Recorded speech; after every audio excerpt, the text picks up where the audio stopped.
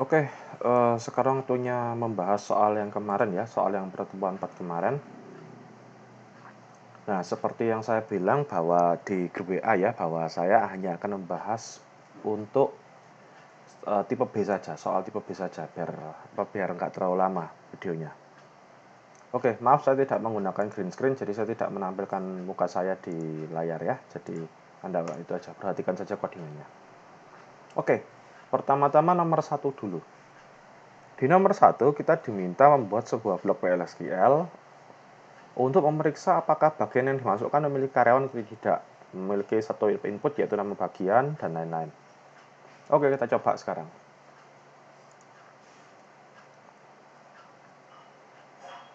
Satu B memeriksa jumlah karyawan pada bagian.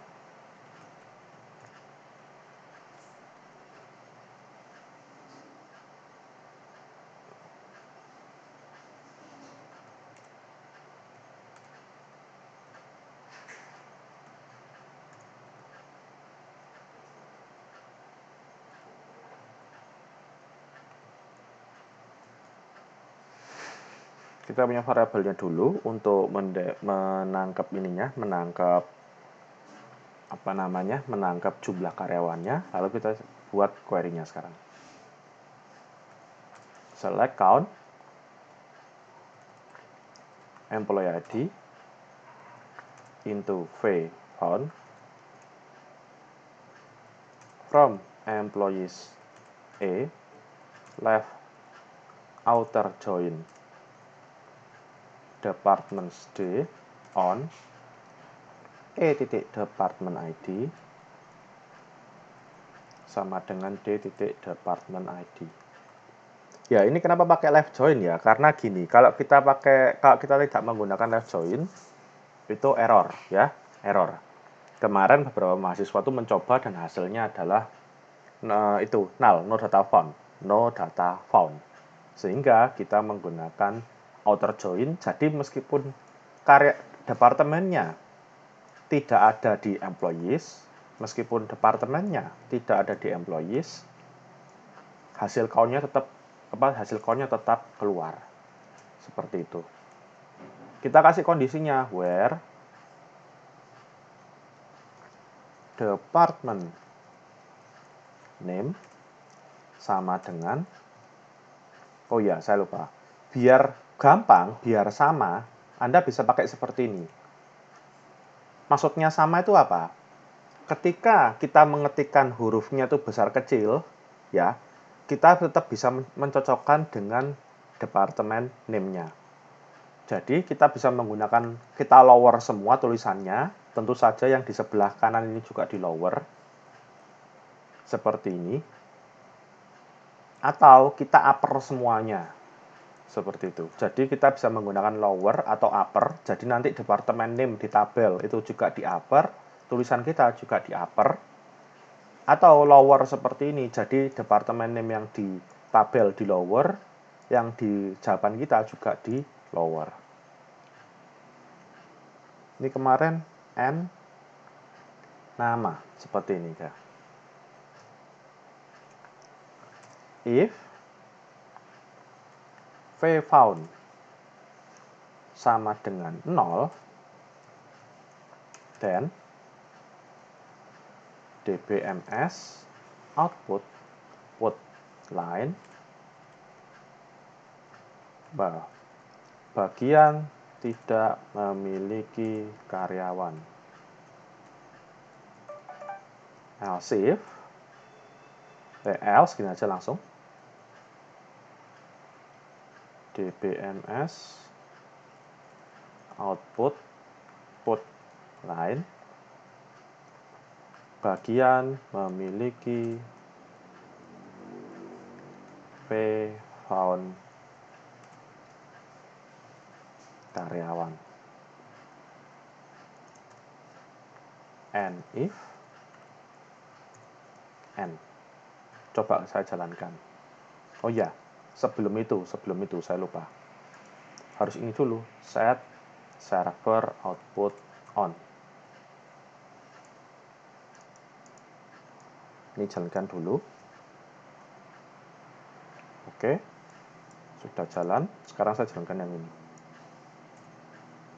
Nama, saya coba pakai yang ada, eksekutif. Eksekutif ini ada bagiannya. Nah, eksekutif, bagian ini memiliki 3 karyawan. Saya coba run lagi yang tidak ada. Nah, bagian ini tidak memiliki karyawan. Nah, poin pentingnya di nomor 1 ini, ya cuman ini sih, bagaimana mengambil jumlah karyawannya ini saja. Kalau beberapa dari Anda kemarin ada yang menambahkan departemen ID atau departemen name, sebenarnya tidak masalah. Kan tidak menampilkan ininya, tidak menampilkan nama bagiannya ya. Bagian ini memiliki itu saja. Nah, seperti ini saja. Oke. Lanjut lagi sekarang ke nomor 2. Nomor 2B, kita diminta memeriksa bukan memeriksa ya, membuat pola, mencetak pola. Pola seperti pada soal. Nah, kalau Anda membuka file soalnya, ya tentu saja Anda pasti punya ya. Di situ ada pola seperti apa sih? Ada pola bintang-bintang, tapi jumlahnya Anda perhatikan. Yang dicetak pertama 1, bintang yang dicetak kedua juga cuma 1. Yang ketiga itu 2. Yang keempat itu 3. Yang kelima itu adalah 5. Dan yang keenam itu adalah 8.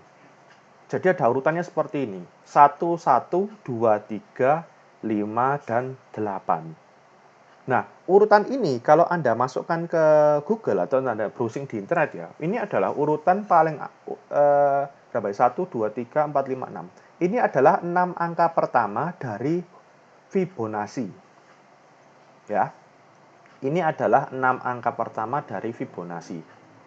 Jadi, sebelum kita membahas mencetak bintangnya, ya kita membahas dulu, bisa enggak kita mengeluarkan Fibonacci-nya?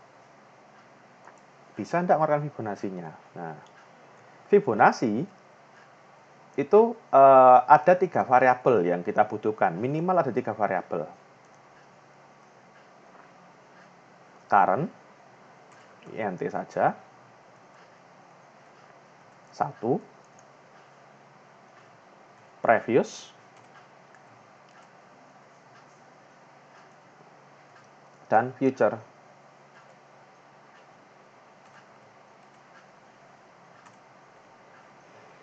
Nah, seperti ini.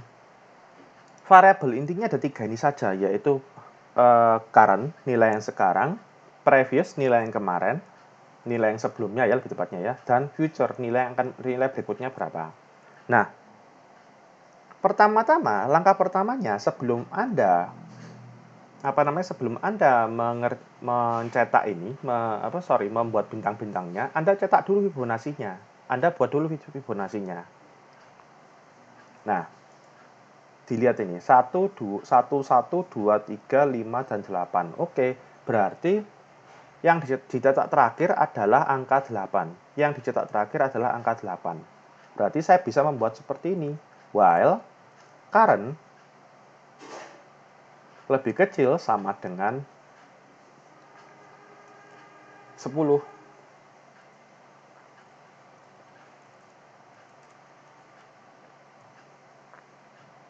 Atau kalau mau lebih kecil sama dengan 8 ya bisa. Nah, while current lebih kecil sama dengan 8. Jadi kalau nilai yang kondisi sekarangnya ini masih di bawah 8 atau sama dengan 8 ya akan diproses. Nah, coba ya saya jalankan. Fibonacci itu bagaimana sih? Fibonacci itu kan gini toh. Angka pertamanya 1. Sebelumnya kan tidak ada, maka angka berikutnya 1 juga. Nah, karena angka sekarang kondisinya 1, angka sebelumnya 1, angka berikutnya adalah 2. Seperti itu. Jadi ditambahkan dengan sebelumnya gitu terus menerus. 1 tambah 0, 1. 1 tambah 1, 2. 2 tambah 1, 3. 3 tambah 2, 5. 5 tambah 3, 8. Seperti itu. Nah, berarti kita buat dulu. Future Angka berikutnya adalah current tambah previous, seperti ini. Lalu, oh ya, sebentar. Saya cetak dulu. DBMS, output, put, line, current. Ini kita cetak dulu, memastikan hasilnya benar atau enggak. Habis itu, angka berikutnya adalah current, angka yang sekarang, ditambah dengan angka sebelumnya. Nah, kalau sudah seperti ini, berarti angka sebelumnya itu diisi dengan angka sekarang, atau angka yang sekarang itu jadi angka sebelumnya. Nah, lalu setelah angka yang sekarang jadi angka sebelumnya, angka berikutnya jadi angka sekarang.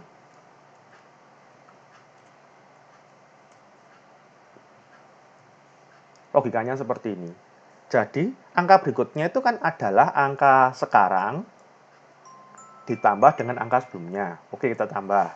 Nah, angka sebelumnya itu diisi dengan angka sekarang. Karena kan sudah ada angka berikutnya, sudahan ya. Ini, pada baris ini sudah ada angka berikutnya. Jadi, otomatis angka yang sekarang itu menjadi angka sebelumnya. Nah, angka berikutnya tadi itu menjadi angka sekarang. Seperti itu. Nah, coba kita jalankan dulu. Sudah benar apa enggak hasilnya?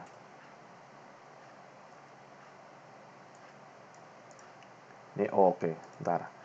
Saya blok kosongin saja. Sebentar.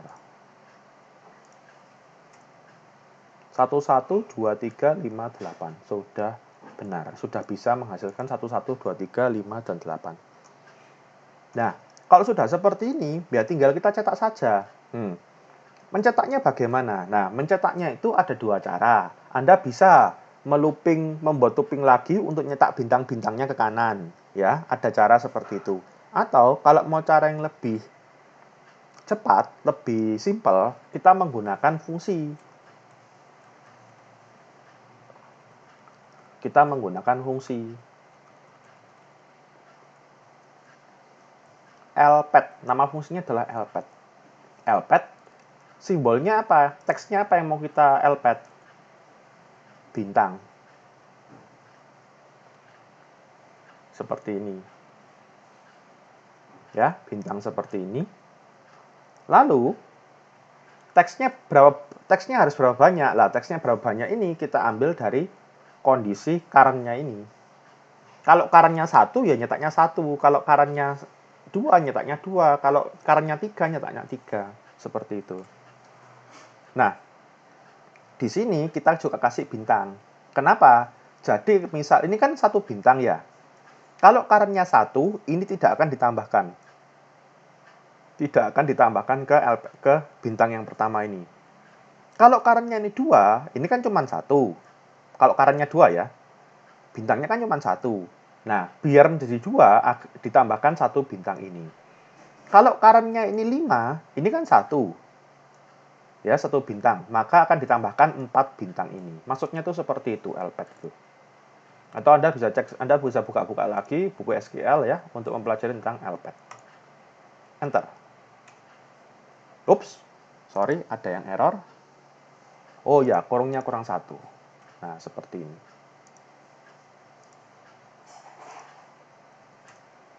Nah, ini dia. Anda lihat. 1, 1, 2, 3, 5, dan 8. Nah, ini sudah jadi. Nomor 2. Jadi memang untuk nomor 2 ini, Anda tidak perlu sebenarnya memikirkan bintangnya dulu. Pikirkan dulu bagaimana mencetak Fibonacci-nya. Ya. Dan kemarin itu kalau saya melihatnya yang agak lucu itu yaitu karena kenapa? Fibonacci-nya kesulitan, tapi memeriksa bilangan prima yaitu nomor 3B ini malah bisa memeriksa apakah sebuah angka adalah bilangan prima. Nah, oke, sebelum ke sini saya ulang lagi bahwa untuk poin penting di nomor 2B, Anda perlu membuat dulu deret Fibonacci-nya sampai sesuai dengan itu.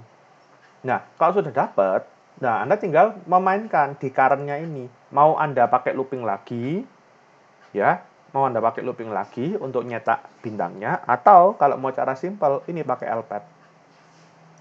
Seperti ini. Oke. Lanjut ke nomor 3. Nomor 3 ini kita diminta Anda diminta untuk memeriksa apakah sebuah angka itu bilangan prima atau bukan. Apakah sebuah angka itu bilangan prima atau bukan. Nah, ini memang kemarin ketika melihat pekerjaan Anda, tidak semuanya benar, Masih ada beberapa yang miss, tapi overall, sebagian besar itu sudah benar. Saya tunjukkan jawaban versi saya, karena jawaban Anda masing-masing ada caranya sendiri-sendiri. Nah, saya tunjukkan jawaban versi saya. Declare, begin, end dulu, seperti biasa. Saya punya sebuah variabel yang namanya cek.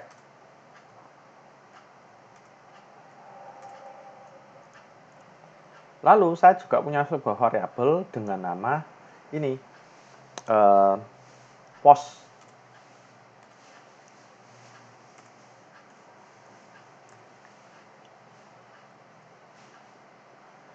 Ya, saya punya cek, saya punya post. Lalu saya punya bilangannya int. Nah, ini bilangannya. Nanti bilangannya kita isi dulu. Bill, 2 sama dengan. Nah, seperti ini. Kalau sudah, nah, saya akan memeriksa. Oh ya, ini sebenarnya tidak perlu pakai ini ya. Tidak perlu pakai post, tapi tidak apa-apa lah. Saya akan memeriksa post. Ya, post ini akan saya gunakan untuk loopingnya saja. Ini bukan seperti ini. Ya, maaf, postnya saya hapus saja. Tidak perlu sebenarnya, tidak perlu. Saya bisa seperti ini. For i in 1 bill, ya, dari i for i ini looping dari angka pertama sampai bilangan, loop habis itu end loop. Saya looping dari angka 1 sampai dengan bilangan yang kita masukkan. Ya, saya looping dari angka 1 sampai dengan bilangan yang kita masukkan. Tujuannya apa? Begini. Bilangan prima itu kan peraturannya ada 2. Pertama, bilangan tersebut adalah kelipatan 1. Yang kedua, bilangan tersebut adalah kelipatan dirinya sendiri. Ya, bilangan tersebut kelipatan 1 dan bilangan tersebut adalah kelipatan dirinya sendiri. Jadi dia bukan kelipatannya angka lain. Nah, ada 2 kondisi ini yang harus dipenuhi. Maka, dari angka pertama dari angka 1 sampai dengan bilangan tersebut harus diperiksa. Ada nggak angka yang menjadi kelipatan dari bilangan yang kita periksa ini? Misal kita periksa 8, maka kita looping 1 sampai 8. Ada nggak angka-angka yang menjadi kelipatan 8? Oh ya, ada. 1. Oh, ada lagi. 2. Oh, ada lagi. 4. Nah, ada 3 kan? Berarti kelipatannya yang terbaca. Sehingga, angka 8 bukan bilangan prima. Seperti itu. Kita masukkan 11. Di looping dari 1 sampai 11. 1, kelipatan 11 kelipatan 1, benar. 11 kelipatan 2, bukan. Kelipatan 3, bukan. Kelipatan 4, bukan. Kelipatan 5, bukan. Dan seterusnya sampai 11 kelipatan 11, ya. 11 itu hanya kelipatan 1 dan kelipatan 11. Otomatis dia adalah bilangan prima. Seperti itu. Nah, jadi di sini saya looping dulu. Nah, dalam loopingnya ngapain? Saya meriksa kelipatan. If mod bill, i sama dengan 0 jika kelipatannya ya. Kan meriksa kelipatan adalah di kita mod, kalau sisa baginya 0 itu berarti yang kelipatan. Dan, nah, kalau memang kelipatannya bagaimana? Nah, di sini saya buat variabel cek ini saya pakai. Variabel cek ini saya gunakan untuk apa? Untuk menghitung berapa kelipatan dalam looping tersebut yang ditemukan. Saya ulang lagi, variabel check ini saya gunakan untuk menghitung berapa kelipatan yang ditemukan dalam looping.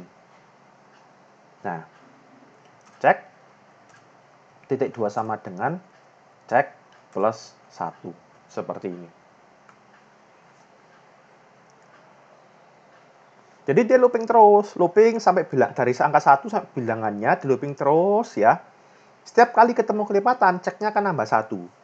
Nah, terus bagaimana? Kita tinggal periksa. Jika cek di atas, jika ceknya sama dengan 2, dan DBMS output line angka adalah bilangan prima. Else, kalau ternyata bukan 2, berarti dia bukan bilangan prima.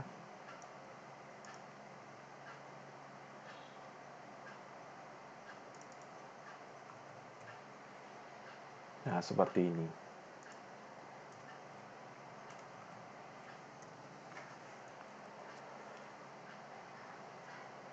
Oh iya ya, bilangan prima itu kalau tidak salah kan harus lebih dari 1 ya. Harus lebih dari 1. Harus lebih dari 1. Berarti tidak perlu. Tapi oke lah, saya coba buktikan dulu aja yang ini, cara ini. Saya jalankan dulu. Ini saya busuk dulu ya, biar kelihatan. Enter. Nah, saya masukkan dulu 11. 11 adalah bilangan prima. Benar. Saya masukkan lagi 8. 8 bukan bilangan prima, sudah benar. Nah, saya yang penasaran tuh kalau saya masukkan 1 bagaimana? Oh, benar, bukan bilangan prima. Karena bilangan prima itu pasti lebih dari 1, seperti itu. Oke, lalu yang kemarin tuh sering kelewatan tuh gini. Ketika saya memeriksa, saya tuh ada satu angka yang sering kelewatan oleh mahasiswa. 121. 121 ini sepertinya bilangan prima, tapi bukan. Dia ini bukan bilangan prima. Enter. Angka bukan bilangan prima. Nah, kemarin ketika saya ngoreksi, beberapa mahasiswa ngerjakan, saya masukkan 121 kebaca sebagai bilangan prima, padahal bukan. Nah, Anda bisa cek sendiri di pekerjaan Anda. Kalau Anda masukkan 121, ternyata keluarnya bilangan prima, maka logika Anda masih salah. Masih kurang tepat, seperti itu. Oke. Lah, poin pentingnya di sini gimana? Ya, poin pentingnya ini. Pertama adalah Anda harus bisa melooping dari angka pertama sampai dengan angka yang kita periksa itu. Kita meriksa 225, ya 1 sampai 225 kita looping. Kita meriksa 1000, ya 1 sampai 1000 kita looping. Lalu di dalamnya ini, pemeriksaan kelipatan ini. Kalau sudah, ya ini, ngecek ini. Ngecek dia ini bilangan prima atau bukan. Dengan memeriksa ininya, kondisinya, berapa kelipatan yang ketemu. Nah, seperti itu. Oke. Seperti permintaan dari dosen, pihak dosen, Pak Jul ya. Ini isinya cuma if, ada select-nya ya. Yang ini juga cuma looping saja, tidak ada if-nya. Yang di sini looping dan if. Sudah sesuai dengan permintaannya pihak dosen. Seperti itu. Oke, pembahasan dari saya cukup sampai sini dulu. Terima kasih. Kalau ada pertanyaan-pertanyaan terkait jawaban yang saya share ini, Anda bisa kontak saya secara japri ya. Saya tunggu. Sampai sini dulu. Terima kasih dan sampai ketemu lagi.